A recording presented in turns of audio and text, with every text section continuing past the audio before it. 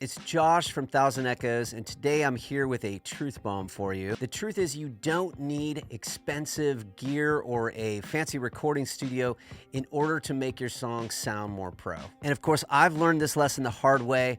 When I was about 18, I bought my first professional microphone thinking that it was going to make me sound like Radiohead.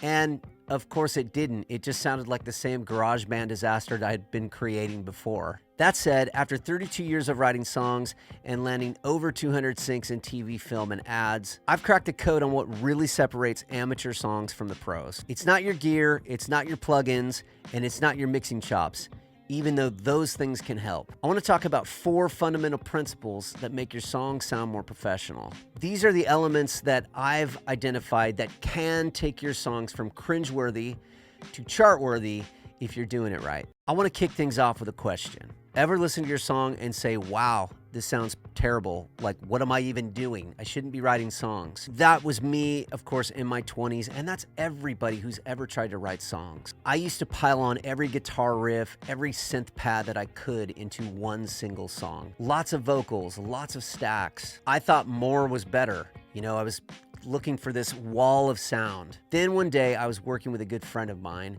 in the studio, Jason Carter, amazing producer. And Jason has been an incredible mentor for me for many years, and he's helped me to change the way I think about my songwriting, but more specifically, the way that I produce my songs in the studio. Jason said to me something to the effect of, Josh, you can make things sound much bigger, much more three-dimensional if you use less instrumentation, less layering, and less effects. And that's when I started thinking about something that I now call the space principle.